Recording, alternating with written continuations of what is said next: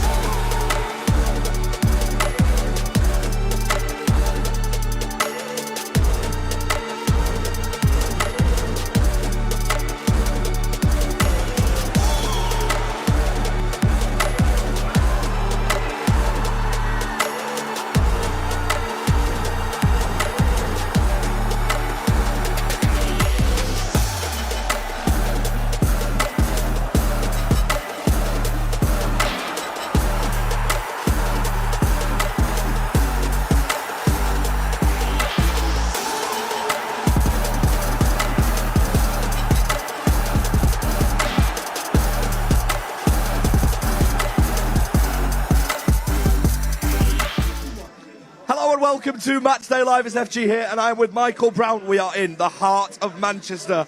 Asahi takeover at the Citizens Arms. We've got our scarves on, and they are free, limited edition ones. But it is Derby Day, Michael Brown. What a day! We like freebies as well, don't we? We like a free scarf and a free drop wherever possible from Asahi. That's a hint. It's Derby Day. It's special. It's memorable. The fans are out in force already, looking forward to a day. It's tense also. You don't want to get beat off your local rivals, but what a day of football we've got. What a day of football indeed. Let's talk to you directly. Let's go back as a player, shall we? Manchester derbies. Any specific memories? I can remember a few. Yeah, I've got a few. Do you know what? When you're driving into the stadium, whether it be at Old Trafford, whether it be at the Etihad, whether it be at Main Road, wherever over the years, it's special. You know it's tense, and as you start to drive and you get that feeling in your tummy, you don't want to let the supporters down. I know what you're hinting at straight away. My first derby, someone said to me, set the tone, make sure somebody knows that you're on the pitch. So I maybe did that a little bit too harsh. Yeah. I was maybe lucky to stay on the pitch. Let them know you're there, early days. Just what a do you little, think? just a little. There was a few United players underneath me. I couldn't just get past them, so I walked over them. Then there was it's a bit of passion, is it? A bit of drive, a bit of desire. That's what we want, is it not? Listen, I'm not complaining. It's Derby Day, FG. I'm not complaining. I don't think anybody watching this is These complaining. supporters demand it. Absolutely, it's massively important. The players know how important it is. Today is important. What are your predictions? The prediction's always tough, isn't it? Because we can talk about form, we can talk about the title winners, we can talk injuries, we feel sorry for ourselves that we haven't won so many games recently. But at the end of this game, it doesn't matter how you've played, who's done what, we need those points. It's just about winning. Find a way to win the game. So that's what I'm expecting. City to find a way. I don't know the score. It could be anything this game. That's why it's so exciting, this particular derby. Yeah, we've had so many memories at the Etihad. I'm super excited. If you are not super excited already after listening to this man, how about we show you this to get you more in the mood? It's Derby Day. Yeah, you know what? We are the pride of Manchester. Particular game means more to fans in Manchester. Today they contest the local bragging rights. This is not going to be just any old 90 minutes. Love these derby matches. Everybody around the world tuning into this one right now will be seriously revved up for it. Oh, it's the captain. Oh, what a finish. Sergio Aguero. Well, Phil's a hat-trick in any game is always something to savour, but special day when it's this game. Yeah, it's definitely extra special when you're doing a derby, being a local lad. So, yeah, I'm buzzing with the result.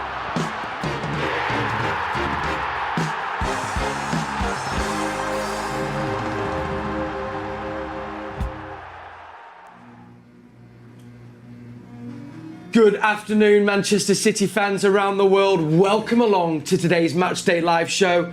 And as you can see here, the stage is set here at the Etihad Stadium for this Manchester derby. Our 24th for Pep Guardiola, a first for Ruben Amorim. Here is the team we've chosen today. Lining up in goal, there he is. Ederson returns to the sticks. We then have Kyle Walker, who captains our side, alongside Ruben Diaz. What a difference he's made since coming back from injury. Josko Gvardiol, ever present this season. We then move to Ilkay Gündoğan in the holding role. He'll be playing alongside, there he is, Kevin De Bruyne. Finally getting a run of games from that man. Then we have Bernardo Silva, another man who has been a stalwart this season. Mateus Nunes comes into the side as well. alongside Phil Foden after recovering from that illness. And as we move to our forward players, Mr. Jeremy Doku is our 10th player. And to complete our 11, none other than Erling Haaland.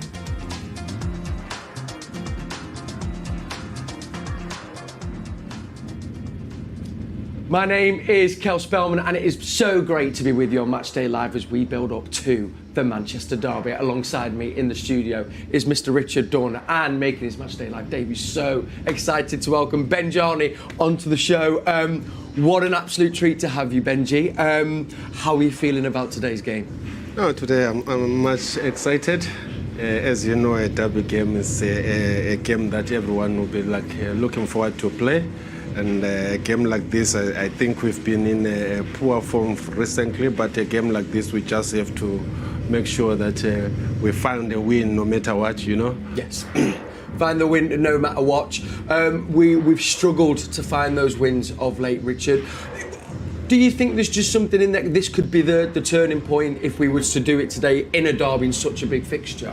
Yeah, because it means so much to so many people around the city. These are the sort of fixtures that you can turn your season around. They can make the difference in what's been, I suppose, a disappointing couple of weeks for the club.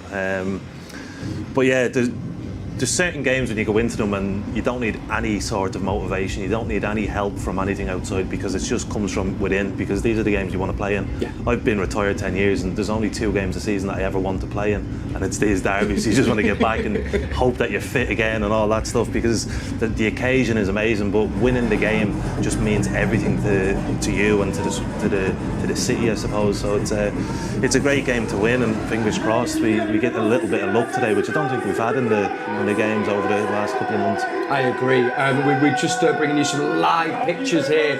This is happening right now outside the Etihad Stadium. You might have noticed the energy levels pick up outside. That is because the coach has arrived and the first team players are making their way to the Etihad Stadium. Let's just quickly see here who the first man off the bus is. You can see Richard right there. He's just waiting. There he is. Of course, none other than in Pep we trust, Pep Guardiola making his way off the coach there. Benji, we're going to focus on your first derby, of course, in a little bit, but what are the feelings of the players? Do you remember when you're in the changing room and you're making your way in? How are you feeling before a derby? No, actually, when I played the first derby, I didn't expect that it was that big, as Dunne can explain that, because I just signed with City a day before, so I played the derby that particular week, so I didn't know the impact which was there. But fortunate enough, in that game I did a big impact by scoring the winning goal after so many years without winning at Old Trafford. So after there, it was something that I always remember in there. You know? Of course, I mean, and as well, that etched you into the Manchester City history books. Before we look at this quickly starting 11, the defeat in Juve, difficult, but again, Richard, kind of what you were saying, first half actually I thought was a good performance, unlucky not to maybe get the goal or 2 possibly, and then just seems at the back just feel a bit fragile. Do you ever remember being in a defence where, you know, maybe confidence was a little bit low and you just feel, oh mate, you know, we're going to concede quite easily? How do you change that? Yeah, I remember there was one stage where we played games here, and I think there was 6 games in a row when we conceded 1 shot in the game, and each time the ball went in, and we either drew 1-1 or we got beat 1-0. And you just go through those moments where if you don't put it in the back of the net at one end, there's always that sort of, oh, they're going to score. Yes. You can sense it in the stadium. Yes. Everyone's starting to go, they're going to score in a minute, and then we're screwed. So it will turn. It's just, if they were doing the wrong things and they weren't creating opportunities, then you think there's a big problem. But they're playing really well for the majority of games, just conceding goals because of what we're saying. They're not taking control when they have the advantage, I suppose, and they just need to do that. And I think I've watched United quite a bit in recent weeks, and they'll give you chances. They take risks themselves at the back. The goalkeeper makes loads of mistakes. It's just important that when the opportunity comes that we put it in the back of the net. Absolutely. I think on that one as well, Danny, you know, we are used to score a lot even if we concede. But now we are worried about that because we are not scoring and we are conceding. And then at the end we're losing games. So that's why we particularly focus on that. Yes. That's it. I think I can't remember who was on the show a few weeks ago said the same. It is, you know, one thing doing it at the back, but we've always starts at the front, which is kind of not where it's come from. You also mentioned as well before the show, really interesting chatting, Benji. I think us fans are appreciating just how important confidence is, and when it isn't there, the effect it can have on these players that have, you know, shown what they can do for the last 4, 5, 6 years. It's just goes to show they are human in a way. Yeah, confidence is something that it can play around in your mind, especially when you're losing a lot. It doesn't matter that we are big, very good players. Once you start losing games, it can play around in your mind. And, you know, when you concede first, you'll be like, oh my God, it's starting again. Yeah. You know, that on its own, it can knock the confidence down. Let's hope that we don't concede that first goal. Looking at the team then, we've got the starting 11 on the bottom of your screens if you've just tuned in. It's interesting because I'm trying to work, do we think maybe, Richard, is it, I mean, I can only see 3 defenders on there, so I'm thinking, is it a 3 at the back, or the player I could maybe see if you're playing Gavardi or centre would maybe be Nunes? I know Bernardo's played left back before, but Nunes being naturally left-sided. Yeah, I wondered, what do you think we're thinking here? Is it a back 3, or do you think maybe Nunes could drop in possibly? I think the manager had spoke this week about possibly using Nunes or Bernardo Silva in a full-back position to try and then bring them inside, and you can leave the back 3 as it is. It's hard to guess what Pep's going to do. You'd imagine there's going to be something. It's very possible they could set up exactly like Man United will and play a 3-4-3, like United have been doing. And yeah, it's tough. It's mad because you're looking so much at tactics and stuff, and today it doesn't matter. Yeah. Today it's just about heart and about determination and desire and wanting to go and win the game. And I think the way that probably both clubs are, they're desperate for wins. Yeah. And it's going to just come down who wants it more. Yes. Who's going to run that extra yard.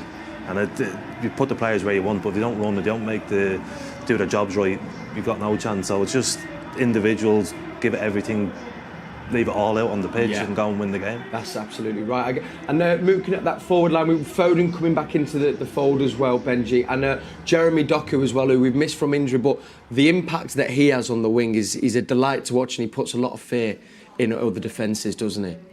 Absolutely. He's a player that you don't want to play against, and he's a tricky player. He can dribble, he can take players on. So, as you say, that he was missing, and we are missing that in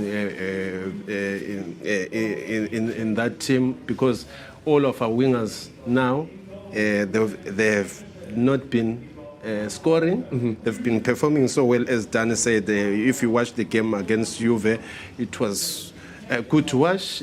We played as normal as you know that when you're playing like that, no one can stop us. But the unfortunate part is because we are not scoring. We're not putting the ball in the back of the net. Let's hope the big man up front will be doing that today. One man who does like scoring in a derby, though, is one of our own, Phil Foden. We're going to look at some of his goals here, which I think fair to say, and he'd be the first one to say as well, not quite hit the form we saw last season yet. You know, he had an injury, then he was ill a couple of weeks ago, so not had the run of games, but as we've seen in these games, it could be the perfect turning point for him to start showing why he was obviously Premier League Player of the Season last year. Yeah, I think for Phil's career, he's just been on an upward curve the whole way, and eventually you do hit a stumbling block somewhere along the line. And of course, he's had a lot of football for such a young player, and obviously was playing in the Euros throughout the summer and comes back probably a little bit late in terms of pre-season for this year, and it takes a bit of time. And unfortunately, it's the same for the majority of the team. Have just sort of hit that stumbling bit at the same time. But Foden's a fantastic player, and it's not if he's going to return to the level, it's when. Yeah. And again, talking about the moments that can bring that back quicker is Derby Day, is scoring the winner, is even the preparation for the derby is different, and him being a Manchester kid it'll mean so much to him, and all you want to do today is get the ball and score. Yeah. He'll be trying it, and hopefully he gets a goal, or he gets 2, or he gets another hat-trick against them, and then he just kicks on from there for the rest of the season. That would be nice. A lovely Phil Foden hat-trick. Also so great, I mean, Gündoğan, as you know, has had to really kind of fill the boots of Rodri. But Kevin De Bruyne coming back into the fold, Benji, I think that has made a massive difference. Now, I do feel, as much as there's been talk of how big of a loss Rodri is, not having De Bruyne from the more or less the start of the season until these last few weeks, that's been huge for City as well because he's such a key player. I know he's a key player, and when he's there, he creates a lot. He's a very intelligent player, and if you can look back, when he's there, Haaland looks to be alive a bit, you know, as we know that Haaland will be standing between the stick, waiting for any chance to come. So having De Bruyne as well in the team, it will boost our chances to score. Yes. Did you ever have any, partnerships across your career where you played? I don't know. There was a special understanding you'd have with a fellow attacker or a midfielder that would then help your game. Definitely. If you play with a midfielder that knows you better, you don't have to do much. You just have to. If you, particularly a player like me, I used to run down the channels. I didn't have to look. I just ran down. You find the ball. You knew the ball was coming. Yes, yes. And Richard, I just wanted to ask you. We're going to bring you the United team news as well. I can bring you some news. Though. It seems that Rashford isn't in the squad, which does feel huge because he's had a couple of goals under the start of Amorim.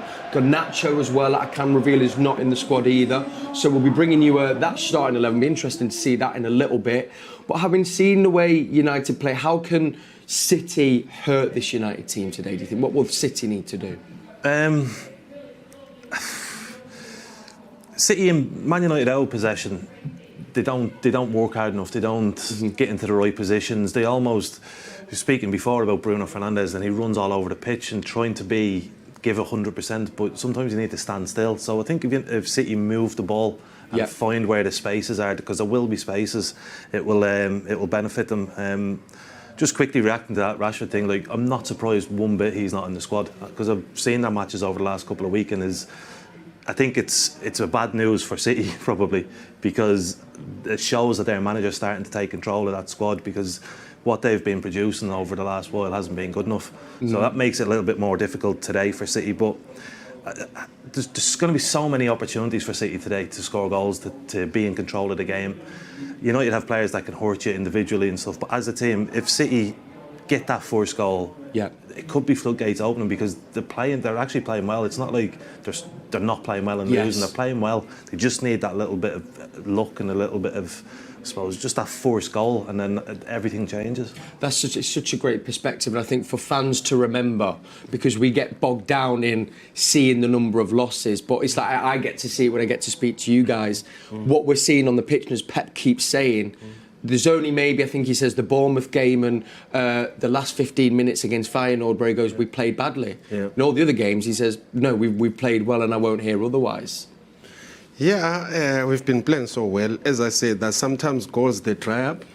So if we can look, most of the games we've been playing so well, and now we need, because this game, like today's game, we just need to just find a way of winning no matter what. You know, playing so well, it doesn't matter in this particular game. We all know the fans, the players, they know, everyone knows that we just have to be passionate enough and the desire to win the game. Yeah, absolutely. Do you know what, echoing as well that Pep's just said there in a pre-match interview, the only important thing today is 3 points, and Gündoğan also saying how important a start is going to be to make sure that we bring the atmosphere here at the Etihad. Exciting stuff. Also, thanks, Richard. You've calmed my nerves a little bit, which is always good.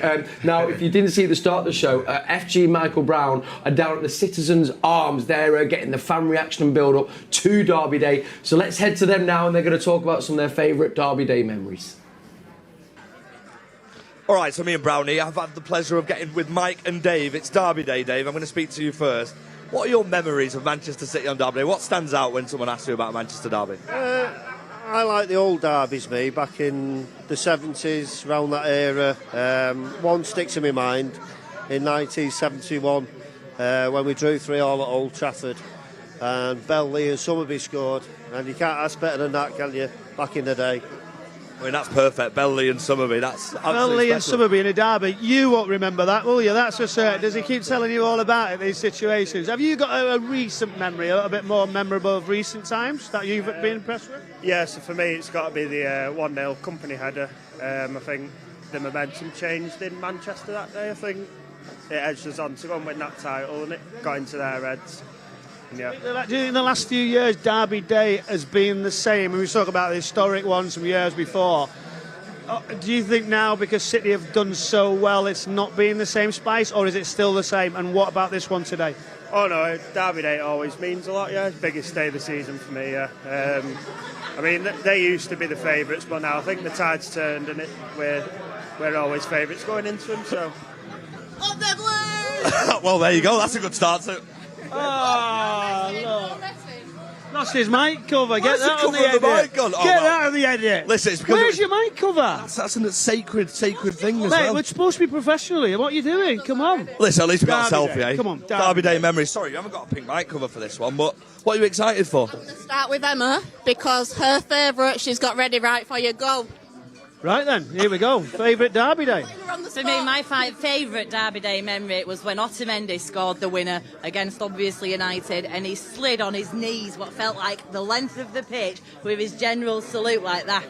Or even more so is better is I've got a signed autograph picture from that moment that my fella bought me, and he's a red. And he didn't realise it was at Old Trafford. Even better. He's back. What happened, FG? Hello, everybody. Like my magic. I think Michael Brown took it off Was it me in and your then off pocket? camera. It was literally next to me. Yeah, if that one's the best one, what's she got? Yeah, I know, What's that the- was a pretty special memory. You must have something as well, right? I do. Well, my most recent one was Phil Foden's hat-trick, just because it's Phil Foden, it's a Manchester derby. It's one of our own. It's one of our own. Phil Foden is one of our own. First things first, happy birthday for last week. It's Derby Day. How are you feeling? With the form that we've got at the minute, I'm quite nervous, but even if we can just get like a close win, I don't care. As long as we beat them, I don't care. And nerves, everybody's nervous, aren't they? It's Derby, they're fine. Look at what this team have delivered. We're going to win it comfortably today, FG. I'm confident in it, really confident. And this is why Michael Brown's the co-host today, because he's making all of us feel better. What about that side then, Brownie? Yeah, what about you? Derby memories, anything in particular? What you're worried about today? Well, my favourite derby memory would be the last Main Road derby, Sean Goater 3-1. That's my favourite one. I was only younger, but I remember that. But today, I think maybe not as good as we've been usually. They're even worse, so we have to win today. Were you shocked with Goater's pace that day? Did you see him down the line? Oh, he's always been quick. He's been one of my favourite players. I've always loved him. So. Yeah. Benjani, whoa! Benjani, whoa! He comes from Zimbabwe to score on Derby Day. Benjani, whoa! Benjani. I am camera shy, by the way. Back to you, Effie. I like that. Back to the studio we go. Lovely stuff. That's FG Magbrown down at the Citizens Arms. Some great Derby Day memories there. And I mean, we finished with the most apt one with yourself being here today, Benji. I mean, as far as debuts go, does it get much better than that? You know, I can tell you I've seen more better than this one after this game, because that's where things started to show up. You know, we went back there, we won like 6-1, the other one we won like 8-2. Yeah. And here we won 6-3, 2-0, 3-1. So it's becoming better and better, you know. And also for yourself, I mean, I knew you'd signed recently, but you literally only signed the day before. Yes. Do you think maybe that almost helped because you didn't realise the occasion, that you came into it a bit more freely, I guess, without the pressure and the feeling of Derby Day? That's what I said before, you know. When the journalist was asking me and said, do you really know what you just did? Because you've just scored a winning goal after so many years, about 35 years. City, they didn't win at Old Trafford. That's where I was shocked, and I was like, what? Because it was my day. I didn't know the impact about Man City and Manchester, that derby, yeah. It was, I mean, amazing. Also, the celebration. Talk us through, was that just in the moment we went for it? Was there a... No. The celebration was already having it, because we were with Kanu in the dressing room. We saw one guy in British Got Talent, so he didn't know how to express himself about, he won the whole show, so he was from Mexico, so he just pointed to the audience and said, you, it's all of you. So we just took it from there. Amazing. I mean, this was obviously as well under the time of Sven, but Richard, that that doing it at Old Trafford, and you were captaining the side as well. I mean, huge moment for the fans, wasn't it? It was amazing, and it was obviously there's a big occasion because of the anniversary of the Munich air disaster and stuff like that. So the whole place was built up and built up and built up, the whole atmosphere. And I was saying, I never trained the day before the game, and I asked Fen just wait because I wasn't feeling well, and I got to the hotel at 9 o'clock the next morning and said I'm fine, I can play and stuff like that. And so that it wasn't a normal build up to the game. I think we were all sort of, Benjani was new at the club. There's a couple of players that weren't feeling too well, so you're sort of going, last thing I need is a match, but I better give it everything now, sort of thing. And myself as well. I don't think we, when we played that game, we trained together because, as you said, that we were ill, and then I only trained once.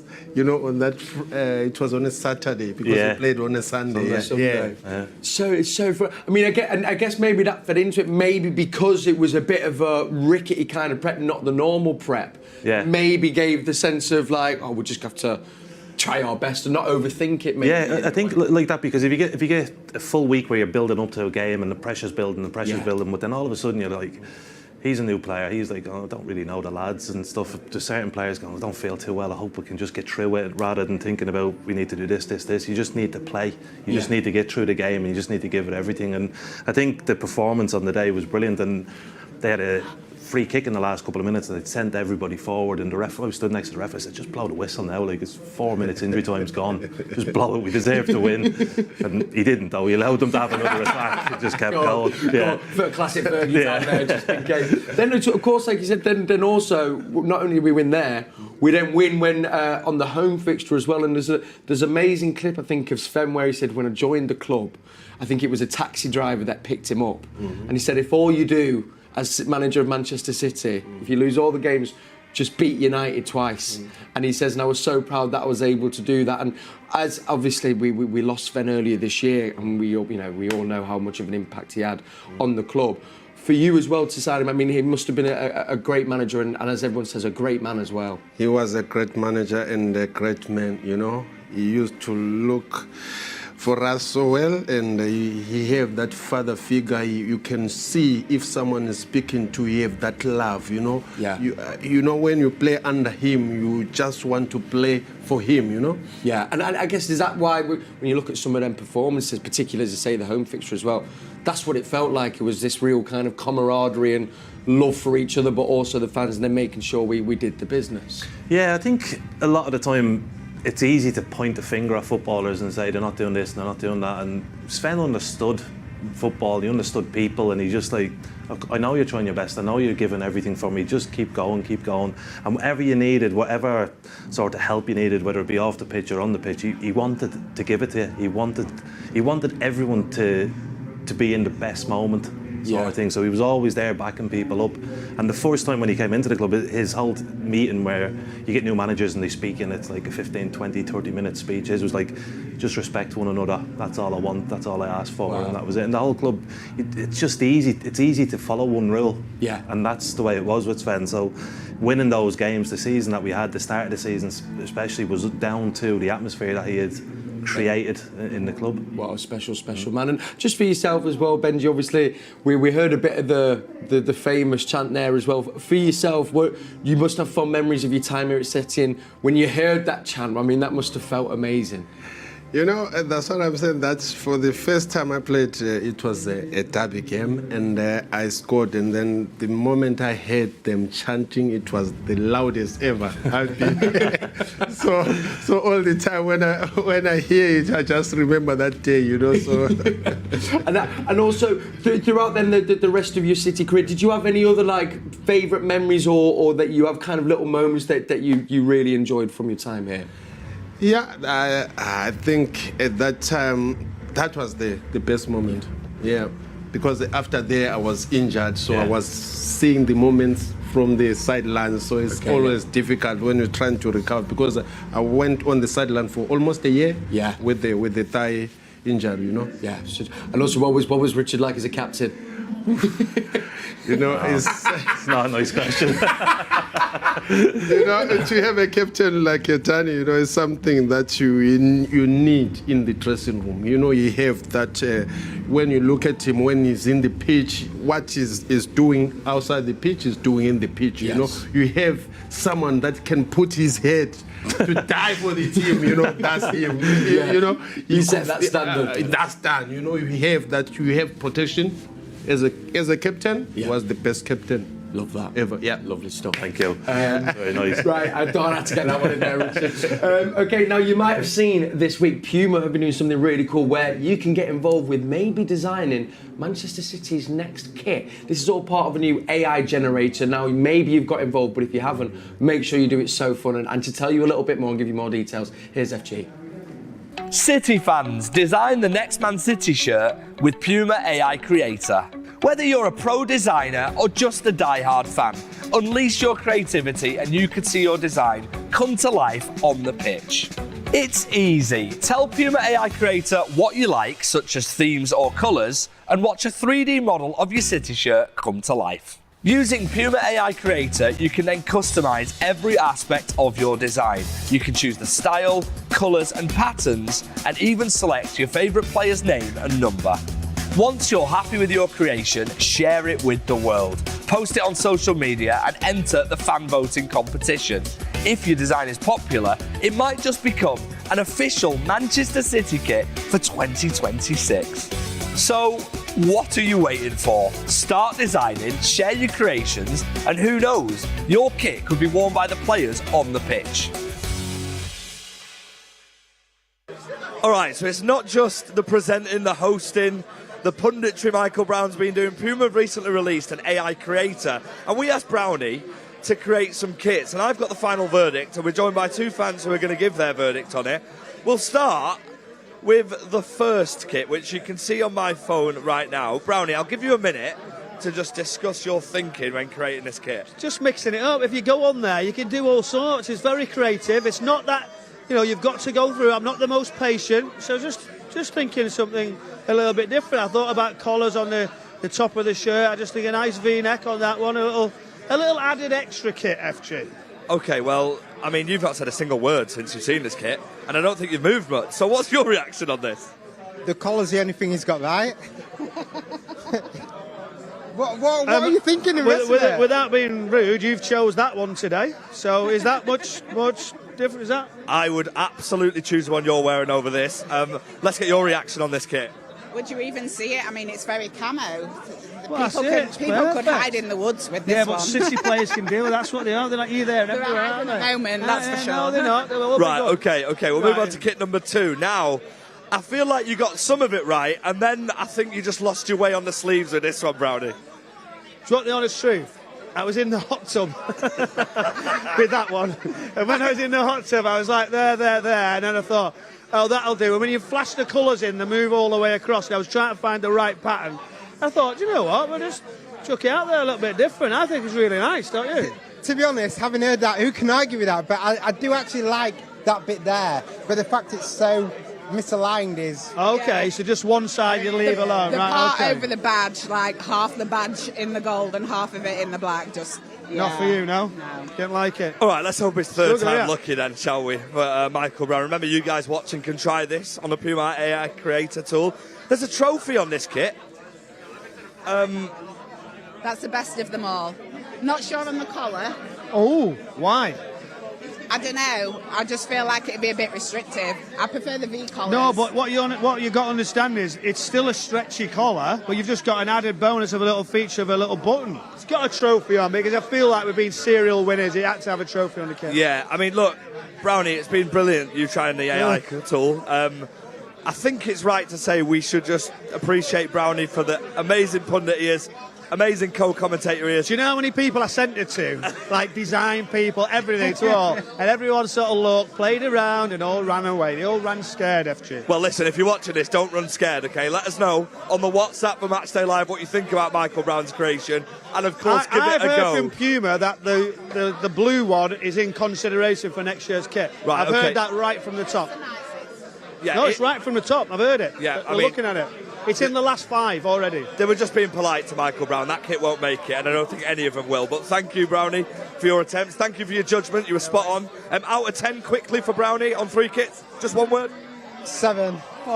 He's only giving him a 7 because he loves Michael Brown, by the way. That's 11 out of 10. Fantastic. Cheers, FG. Take it back. Make sure you try 10. out the Love Puma it. AI creator and do better than Brownie, please. AIcreator.puma.com is where you need to go to create your City kit. And here is how United are lining up. So Amorim, it's his first Manchester derby, and this is his first starting 11. So we've got there Onana in goal, then De Ligt, Maguire, Martinez and Mazraoui. Bruno Fernandes captains his side. Then we have Ugarte, Dalot, Amad Diallo, Mount and Højlund. And we can see a list of substitutions there. 2 notable misses if you've just tuned in. Rashford and Garnacho not in the squad at all, but that come in as no surprise there from Richard Dunne, who's been watching a lot of United. So just looking at how they'll line up then, Richard, is it a kind of a back 3 almost it looks like they'll be going for then? Yeah, the way he's been playing normally has been with the back 3 and wing backs and like a box in midfield behind Højlund up top. Just looking at trying to work out what that team is going to be, it looks like the back 3 doesn't have a lot of pace in it, certainly with Maguire and De Ligt. And then Mazraoui and Dalot on the full-back positions. They've been playing more Garnacho and Diallo who attack. They look obviously more defensive, so they're probably prepared to sit back in this evening and try and hit try and hit City on the counter-attack. But it's it'll be interesting to see how they perform, because it's quite a big thing by the manager to leave out 2 players who are seen or have been seen as the bright sort of energetic superstars of the team. Obviously Rashford, that's fallen away in previous seasons or whatever, but Garnacho's done all right, so it will have an effect on the rest of the squad if he's just dropped them and kicked them out of the squad and said you're not doing what I expect of you, get out. Yeah. Go and train harder and then you can come back in. If he's done that, then it'll have a big impact on the rest of the squad in terms of their effort and energy that they put into the game today. Of course, this sets a real tone and a real standard from the manager. They will, of course, be hoping to hurt us, and as we know, defensively, we have been a little bit fragile, Benji. So I guess you look to Højlund, and you were just saying there, he looks good, Højlund. He seems to have found a little bit of form and starting to see the striker that they signed. Yeah, I think for him now is looking even more better, because they are looking good in terms of how they're organized now. They are more like structures. You can see what the coach is trying to do. So as a striker, if we're having all the balls coming from either sides, from the midfield, that's what the striker wants. So I'm not surprised to see him scoring a few goals now. We also have got Mount coming into the side. As you know, it's just a bit of a kind of hot and cold start to his United career. We know the abilities he's got, but hopefully he'll be hoping under this new manager, he'll be hoping to flourish a little bit. Yeah, he obviously had a really good start to his career at Chelsea and looked like a real good player. And I think a lot of players who went to United struggled because there wasn't a system there wasn't any sort of structure to what they're doing. And you might find that you're starting to see a couple of good United players because they don't have to do everyone else's job. It's like previously Højlund would run the channels, drop deep, try and play as a number 10, try and run in behind. Whereas now, in recent weeks, he's just playing in between the sticks sort of thing, in that 6-yard box, just waiting. He's had a couple of tap-ins because he's in the right position. So you're starting to see the players are understanding their roles and their positions. And I think with Mount, when he's left to his own devices and told, just stay in that number 10, wait for the ball to come to you, we know he's a very good player, so you might start to see the best of him, but fingers crossed not today, obviously. Wait. We'll wait till after today's game. Obviously, Pep's met Amorim before when he was the Sporting Lisbon manager. So do you think that helps with just Pep knowing the style of play that Amorim likes to go with, having obviously played a team he's previously managed? Does that help a coach a little bit, do you think, Benji? Of course, it helps a lot. As we know, our manager is he tries things, he throws in things, he's very, very intelligent in terms of trying to implement new things. So I guess if I can take you back to that game, I think he tried a little bit to play around so that he can show the manager for Man United what he's intended to do. Yes. But by now I know what he wants to do, and he knows this is a big game. He will do something today. He will do something today. I love that. I also wanted to highlight a couple of the The other signings there for United, obviously we mentioned Mazraoui, who I know you like, Richard, as well, but obviously Ugarte and De Ligt as well. I mean, De Ligt, we know in that Ajax team was ever present, arguably one of their best players. Ugarte, highly thought of as well. How have they settled into the United team from the bits you've seen of them? Not loads, obviously, but I don't see De Ligt as a massive upgrade on Harry Maguire. I think they're very similar. He's obviously done really well as a younger player at Ajax, but then not much at Juventus, not much at Bayern Munich. Obviously, Bayern Munich were happy to allow him to go, and he's ended up at Man United. So he's a player who had a lot of potential, probably hasn't reached the highest of levels that he was expected to. Whether he can or not, we don't know. And similar with Ugarte, he's decent, but he moved from Sporting Lisbon, where he was a really good player, to a big club in PSG. Yeah. And didn't really fit in, didn't really become the player that they thought he was, and Man United have picked him up, and he obviously knows the manager, so he might get the best out of him. But Man United's system at the moment is a system for the manager that doesn't suit the players. They haven't got the players to play it, but he keeps sticking them in there and hoping that it will click. Yeah. So it's like Pep will know what Sporting Lisbon's sort of formation tactics are. This is Ruben Amorim's sort of phase one of building a system. It'll be completely different to what Sporting Lisbon done. Yeah, having built that. Yeah. I think I saw a clip as well. I think it was Gail Clichy speaking about that. He thinks Amorim's going to need at least 2 to 3 transfer windows to try and build the squad that he needs for his system. I guess he will be saying to them, though, knowing that we've conceded, especially here at home, you're going to have to obviously maybe be a bit more defensive, but also they will be trying to get at City today. Do you think, Benji? No, I don't think he will do that, because as I watched Man United, how they played, they were like trying to press so high. So if you come here and defend a lot, I think we're going to hit them, we're going to score more. Because they are not used to do that, as he introduced the new system where you want them to play, like I said, that they are more structured than before. But if they come here and sit back, then they'll be giving us a chance to even attack more, create more. So on that one, I think it will be on our favour. Lovely stuff. I think both sides are fragile, aren't they? And it's whoever takes the advantage first will have the better chance of winning the game. Yeah, and I think we said earlier as well, that's where Gündoğan was speaking about getting that quick start, and hopefully we can get that first goal to bring the atmosphere. We mentioned as well, this is Pep's 24th derby in charge, which is quite amazing to say. Amorim's first. Let's just hear what the manager was saying in the build-up to the game this week. I'm really focused on the details. I just want to improve the team, so I cannot leave it like a normal derby, like it should be, like two great teams fighting for the title, and it's not that in this moment. So it's just one more game with a very good opponent. Both teams are struggling in the moment, so I hope in the future feel that real feeling of a derby. So, but I know that is really important for our fans. But my goal now is to improve the team, win games, and we'll try to win this game. It's a football game. The same points, of course, emotionally for our fans, for all of us that we will stay a long time here, is a bit special. But at the end, always I said, in this type of situations, and I would say in this type of games, as less emotional you are, you will be better. Kind of, there was a common theme there, Benji, where we're speaking about, for the fans, it's a very emotional game, but both managers kind of just trying to separate the emotion and just go, it is still a football match. Is that really important for the players in the squad, just to try and not get caught up in the emotion of the fixture?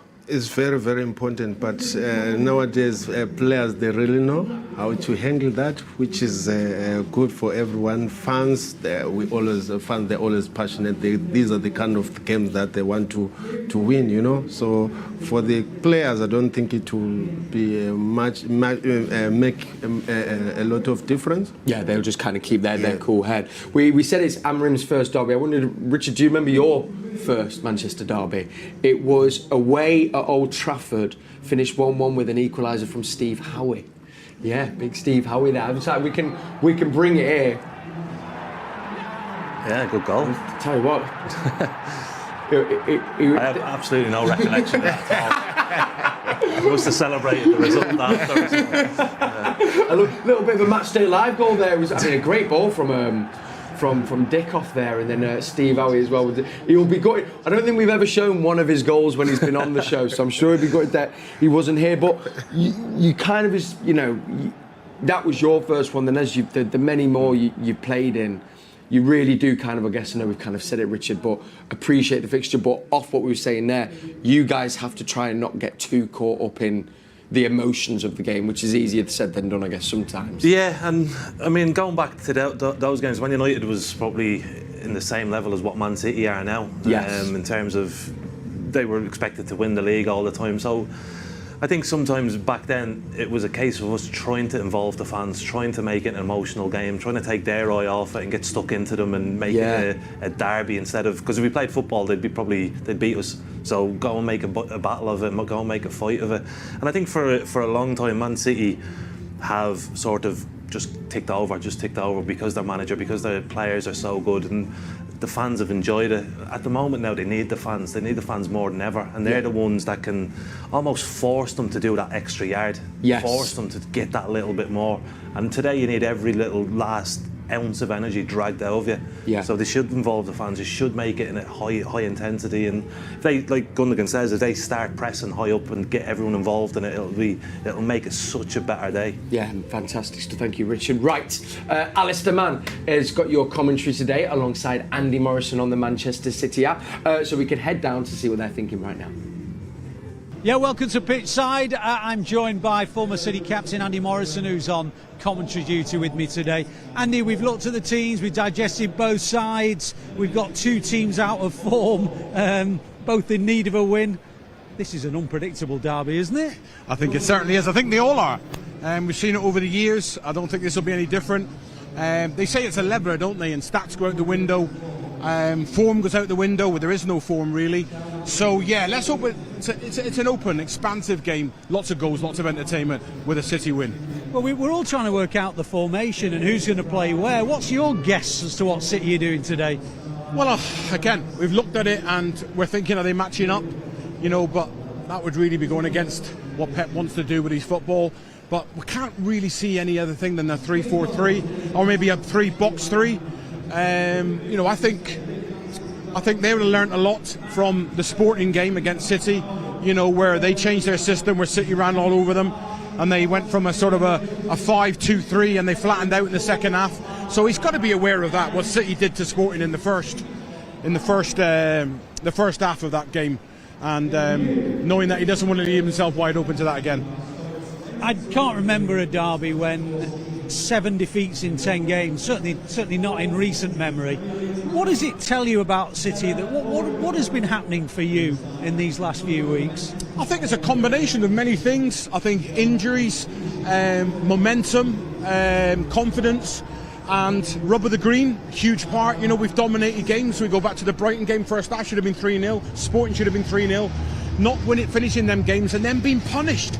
And really things going against you, and it shows they're human beings, and confidence plays a huge part in football. We've been privileged, Ali, now for years to watch a team that go out and it's almost robotic and it's a machine that we see, and thinking that that's always going to turn up. But you forget about the mind side of football and how it affects them, and things start to go against you. Confidence starts to go down a little bit. Players are missing, and then you get the run of games we've got. And we said it's a derby. We spoke about this earlier on. We're 2-0 up at half-time with an incredibly strong team, and we lose 3-2.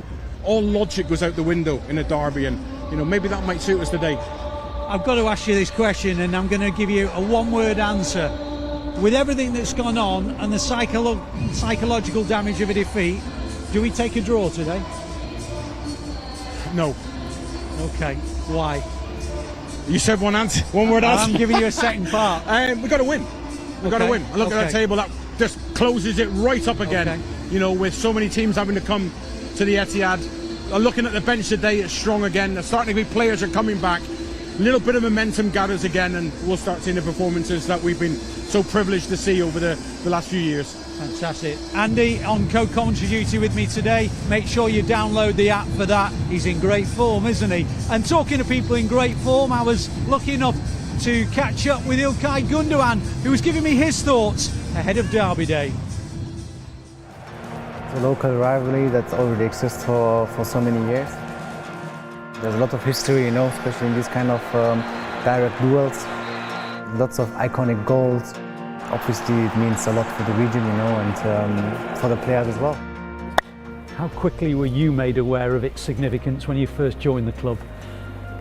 Well, at the end, you have a derby at least twice a year, every season. So you feel like when you step on the pitch, and the referee blows the whistle, whether it's home or away, you feel the tension, you feel the build-up to that game. And you feel the responsibility as well, just right from the start, It's maximum pressure that you have to deal with. The way of that game is different, definitely. That's something that you are aware of. I feel like the way you want to approach the game should not be different, because sometimes, when you make games too special in your own head, there's a danger of overdoing things, overcomplicating things. We are all smart, we are smart as a team, but we are also smart players individually, and we know what we have to do, what we have to deliver, to play on the highest possible level. And if you individually make yourself aware of that, and only that, I feel like it's enough, and then everything else will work out, as it has done, over the last few years. It's hard to think about a Manchester derby in terms of iconic moments more than your goal after just a few seconds in the FA Cup final. Obviously, it's something that you don't really plan, Obviously, we had kickoff, and we won the kickoff, and we have a certain habits, certain patterns, that we are using for the way we want to start the game, and put directly pressure, on the opponent. It's a bit maybe a coincidence, a bit luck as well, that it turned out to be that good, in that specific game, in that final. City have scored already! But I really believe that if you do things consistently well, you will get rewarded at one point. And the reward for me personally was obviously scoring that amazing goal in that final, just after a few seconds. And yeah, it's gonna stay a goal that I will never forget. You mentioned the intensity of the Premier League. You played in a De Clasica, an El Clasico, and a Manchester derby.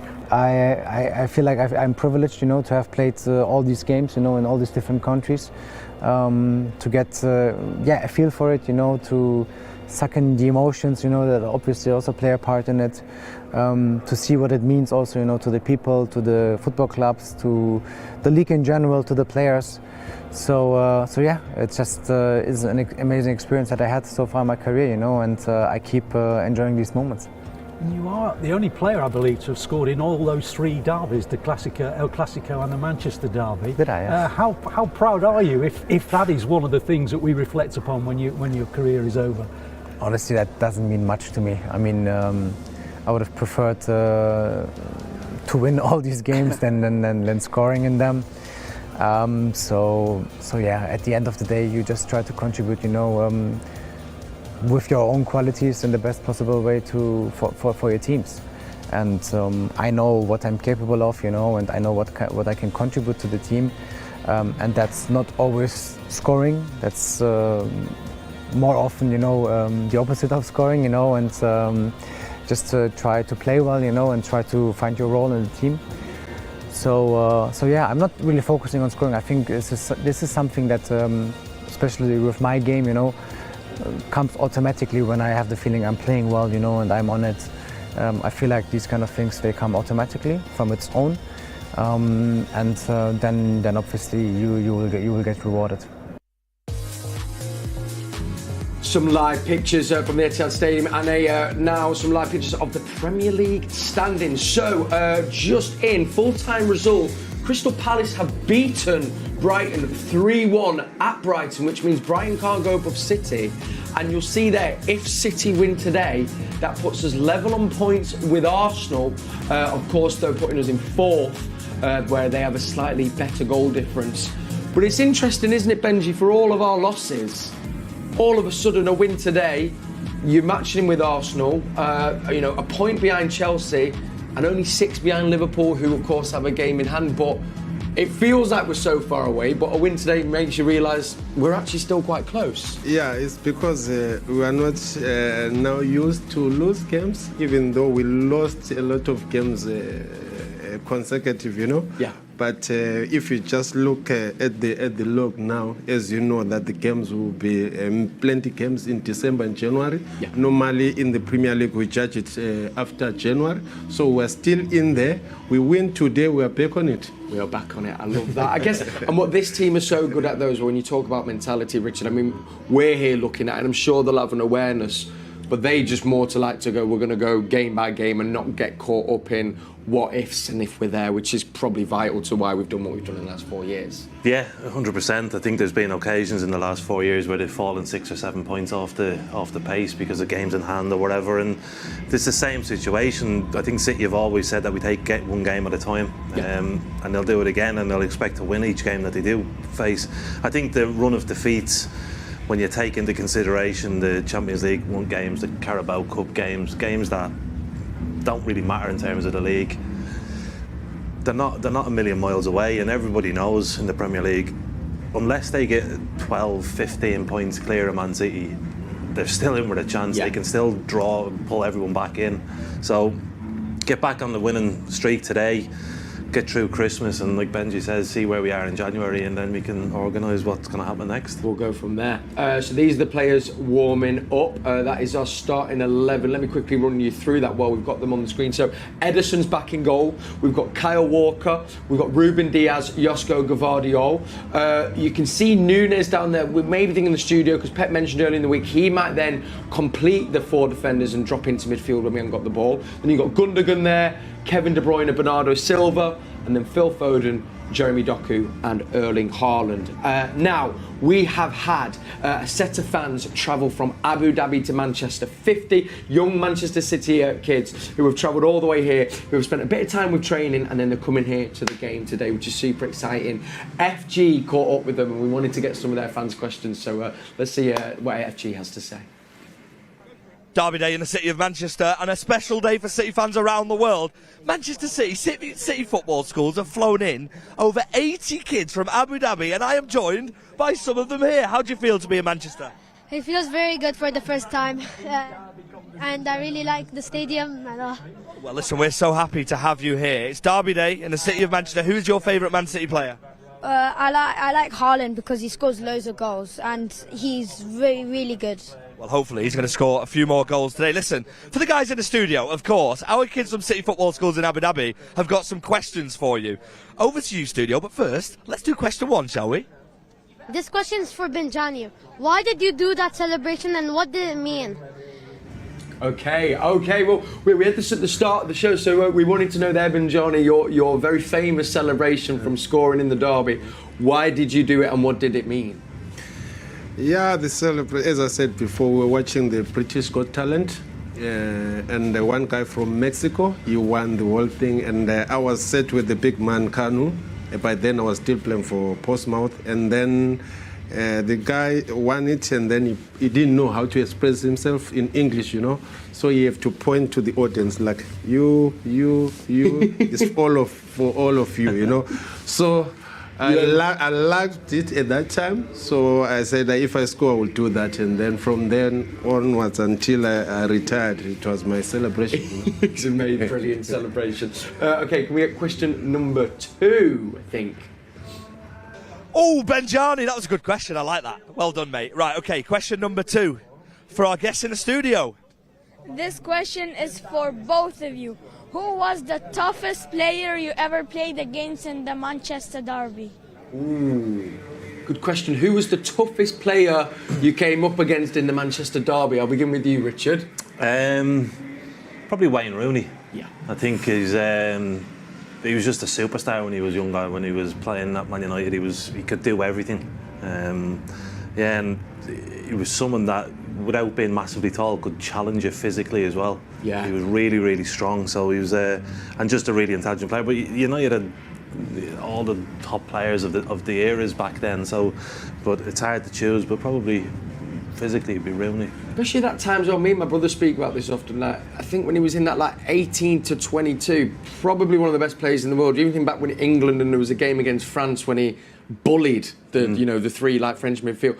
He was like a world beater, wasn't he? Also, because being so young as well, he was just like a tour de force. And he didn't have a care in the world. No. He just looked like he was going out and playing street football, but he was playing against grown men, experienced footballers, and just pushing them all over the pitch.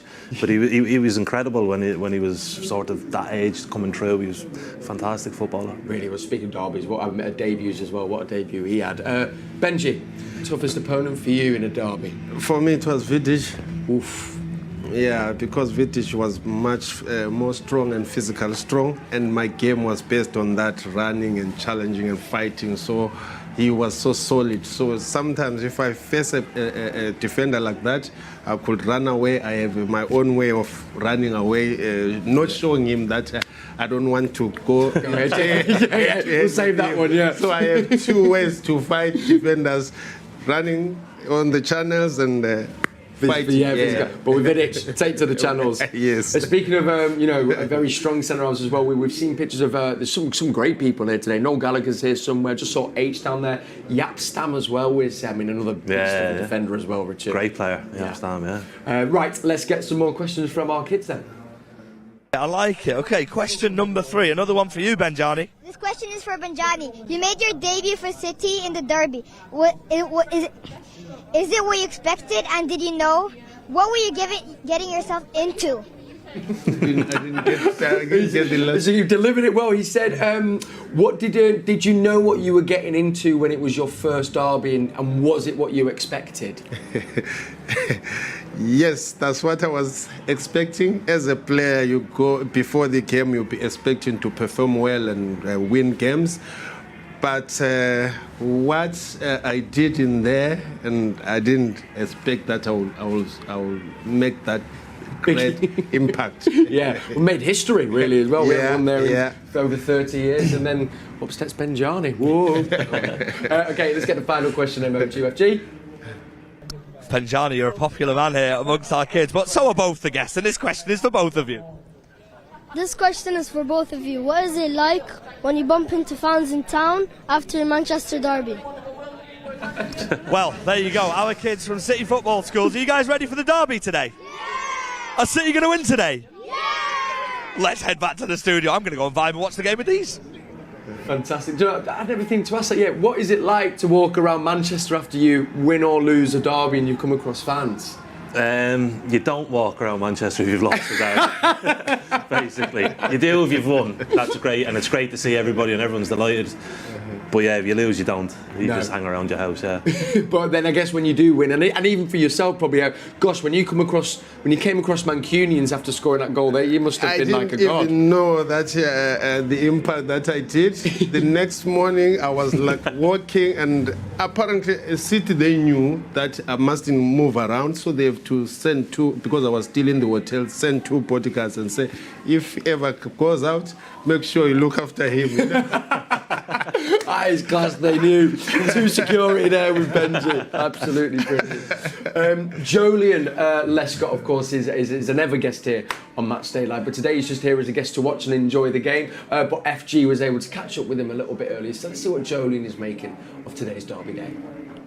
All right, it's a special day here in Manchester for obvious reasons, but we've also got a very special Etihad Airways competition. Dennis, how are you, mate? How can we enter the competition? All you need to do is to take a selfie of the players and post it on social media. Otherwise, you can also sign up for our Etihad guest member program, and you're in. So you mean to tell me I just have to take a selfie with my mate Nathan Ake, post it on socials, and I could be going to Abu Dhabi for 2 tickets? Sounds good. Let's go inside, shall we? Because we've also got a bit of Abu Dhabi here in Manchester. As you can see, and I tell you what, the weather, it's literally like I'm in Abu Dhabi, and look who's joining me, Jolien. Nice to be on holiday. It's nice in here, isn't it? Unreal. I mean, wow, what a place. The scent, the weather, and we've also got some Arabic coffee as well. Well, I mean, and some dates as well. Dates, mate. Let's start with the coffee firstly. Thank you very much. Your coffee? What? Black coffee? You? Oh, listen, mate, Arabic coffee. You never tried it before, get yourself to Abu Dhabi with Etihad Airways and try it. Jolien, quick one, we're here on the beach. Yes. But there's a big game going on today, Derby Day. I want to ask you of your Derby Day memories. You've got so many good memories of you. Talk to me. What's your favourite moment? There's a few, to be honest. Even scoring and losing is still, you know what I mean? Still, I think scoring at Wembley, that was nice. But yeah, it's got to be the 6-1. Oh, of course. It's got to be the 6-1. It's still iconic. It would be lovely and all that. to get that one more. 1-0. Do I take a 1-0? We just take a win. Absolutely. Listen, I mean, I don't know about you, but I'm getting used to being on the beach. So, fancy going outside and entering the competition with me? Let's do it. Let's go and take a selfie. You know who you're going to stand next to, by the way?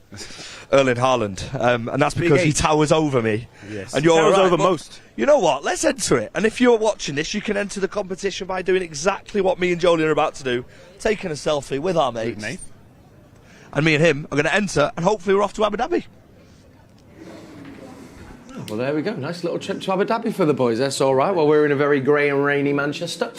We have got, just over 15 minutes till kick-off. Around 10 minutes left of this show. Of course, building up to Derby Day. The players are out on the pitch warming up. United on one side, City on the other. Before I bring you the City team, United are lining up like this. Onana in goal. It's looking like a back three of De Ligt, Maguire and Martinez. Then we've got Mazraoui, Bruno Fernandes, Ugarte, Dalot, Diallo, Mason Mount and Højlund. And then your starting 11 for Manchester City is Ederson in goal, Kyle Walker, Ruben Diaz, Josko Gvardiol, Gundogan, De Bruyne and Bernardo. We think maybe Núñez playing in at left back, and then a forward three of Phil Foden, Jeremy Doku and Erling Haaland. For looking at that 11, there was a few young players that are on our bench there. I mean, Simpson Pusey I've seen down there as well. We've also had another couple of academy players join the bench, young Nico O'Reilly. Even if they don't start, Benji, for young academy players, how important is getting an experience like this, particularly in a derby fixture? It's very important, you know, particularly when we are young kids from the academy, you know, you'll be like wishing to be in the first team, and especially in this team that is so good, you know, everyone, it's a motivation that you can't imagine. The moment they put you in that team, you will remember it the rest of your life, you know, even if you don't make it the next few months, but that moment it will boost your confidence, you know. Yeah, it stays with you. Well, look who's here as well. Fantastic to see also walking as well, which is brilliant. Rodri there. Long road to recovery for him, Richard. But do you know, even him just being here, I don't know, you can just feel it. Maybe lifts everyone a little bit. That's the power and the impact that he has. Yeah, it does. He'd be best mates with all the players, so they'd be just happy to have him back around the place again and to be able to see him on a daily basis. And as soon as they see him, I think he might be back running quite soon or whatever like that. It just gives everyone a lift and everyone a boost, and they know it's not all doom and gloom. There is sprouts of recovery and all that stuff, and yeah, it's good to see him around. Do you know, it's actually, I just thought then, because I remember Benji, you mentioned obviously got your goal and started well with City, and then you were out for almost a year with a thigh injury. I mean, it's like he's hoping to be back for the end of the season, but it's going to be minimum 9 months. How difficult is it being injured, and then how do you mentally work through the recovery? Because obviously you've been where Rodri's been. It can't be easy. Yeah, it's so difficult, you know. The difficult part is that you spend most of your time in the club, because you'll be like treating whatever injury you'll be having, you know. You know, sometimes if you come in maybe 2 hours and then go home, it becomes better. But the thing that you'll be like in there in the morning 8 and leave the training ground at 4, 5, that's the most difficult part to take, because you are used to go in, train, maybe massage 1 hour, then by 1 you'll be going doing your own things. But in this occasion, no, you'll be in working so hard. Yes. More than when you are injury free. And I guess as well, you also have to probably, check yourself, because you maybe want to come back as quick as you can, but maybe you know that you probably have to wait a bit longer. I guess that's an important bit as well. Even with Rodri, you don't want to rush back from such a long-term injury. You don't want to do that, but as a player, because you are tired of being going in there long hours, you want to come back quicker. Yeah. But is like to do it wiser is to take a little bit longer, so that you come back strong and. That's it. Well, that's what we hope with Rodri. But he is here, which is great to see. getting back to today's fixture, just on Núñez, Richard, let's just assume that he is going to play the left back. I'm guessing then out the four, he's the one then that can come into midfield, and we know he knows central midfield, so that's probably why Pep would opt to use him at fullback, do you reckon? Yeah, I would have thought so. I think, the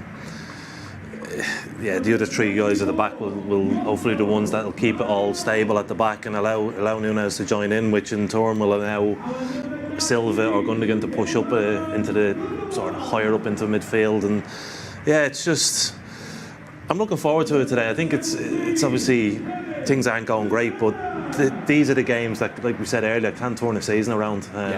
And it's not City's probably preferred team. It's not that preferred system. So it's an opportunity for people to go out and put a performance on. And I just hope the atmosphere matches it and really gets everyone sort of in it together and turns it into a real derby day. Yeah, and we know with our injuries and stuff, Richard, and you'll know, having marshalled and captained the City defence over the seasons, point that Pep keeps coming back to is we've not actually had a chance. I think bar a game a few weeks ago when it was Walker, Diaz, Ake and Akanji, and then in that game Akanji and Ake go off. We've not actually had those four defenders we've seen play so well for us over the last 2-3 seasons once, and that's probably played a big part as well in why we've maybe struggled to look as solid, and maybe we've not given that enough credit. Definitely, and what Benji said earlier about being a centre forward and wanting that midfielder that you have a good combination with in the team. It's the same for defenders, and they want that number 6 that they know.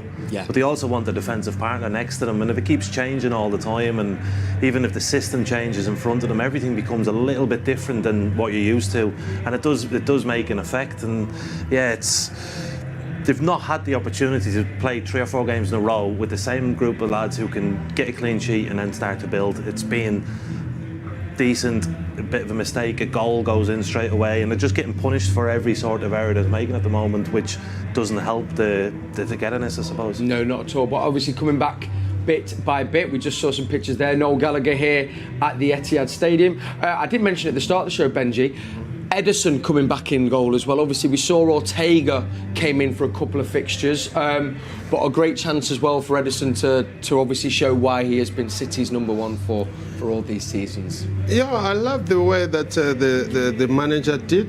Because sometimes, as a goalkeeper, if you are number 2, you stay for long without being in goals. That can knock a bit of confidence, But as for Edin, I was thinking that he was injured. He didn't follow it up a bit, but I love the way that he did it. Yeah. So that he gave the other an opportunity. Keeper. Yes. Yeah, it was great. And as we know, Stefan, I think is up there as one of the best number 2s. How much would you like to see Phil Foden, Benji, today come out and give a good performance? And as Richard said at the start, maybe even another Derby Day hat-trick from him. Yeah, today I think is the day where he's supposed to come and leave the team and take us back to winning ways. And for him, if been not performing well, not him, it's combination of lot of things that involved him and the other players. Sometimes if the team is not playing well, you have 1 or 2 players who be like outstanding. Yes. For us, we didn't have that because of the injuries and the changes of the team that have been happening for the past almost 6 weeks, I think. Yeah, if not a little bit more. Khaldoon is here in the building as well. We just saw pictures of him there. Remember, Alistair Mann is alongside Andy Morrison, who's got your commentary. I know this is quite an obvious thing, Richard. We can hear the stadium now starting to grow in noise. The atmosphere and the crowd are going to be vital today, as you know. They can really make a difference in derbies. Yeah, it can make a huge difference. Normally when a team's going through a bad spells and bad patch, the crowds can turn on them and they can make them even more nervous. And it's important today that everyone sticks together, and even if they can start off quick and bring the fans into it straight away, if not, it needs to build, and it needs to come to a point where Man United don't want to touch the ball. Man United are afraid of their lives because everything is just pressure on top of them, and hopefully that can really generate energy and positivity in the City players. And yeah, it's I love seeing that banner, you'll never win 4 in a row, and it's something which is incredible for City fans, and they just have to stick and keep remembering how good this team is. Yes. This is just a moment. Yeah. It'll pass and they'll get better again, so hopefully it's today. Hopefully it is today. Benji, we've not got long to go to. We'll be back at half time. Just for yourself, generally, what would you like to see from the City team today? Today, I just want them to that togetherness, that attacking City that we know, and score more goals. I just want a win today, no matter what. How we get it doesn't matter. It doesn't matter. I love that. Well, listen, gents, we're about to get a fantastic light show here at the Etihad Stadium. I think we actually should be able to. We turn around. They're probably going to give us another camera shot, which is you can see us there now somewhere. Does that work? Where are you? You're there somewhere. There's another camera. But then as well, we'll just ask Richard. Can we get a quick prediction from you, please? Yeah. I'm going to go 3-0 to City. 3-0 to City. I love that today. Clean sheet as well Clean from sheet, Richard. yeah. Benji, what would be your prediction? Today, I think we're going to see a lot of goals. For me, I think I'll go for 3-2. 3-2 Manchester City. Yeah. Like that. We said that before as well. That was also my granddad's prediction, so there we go. Right. Alistair Mann and Andy Morrison have got your commentary. A massive thank you to Richard Dunne. And Johnny, thank you so much as well. Absolutely brilliant to have you on. We'll be back here at half-time, then at full-time, hopefully talking about lots of City goals. But most importantly, as we've all said, just to get those all-important 3 points and Derby Day bragging rights. Thanks for watching us. I'll see you at half-time. Come on, City.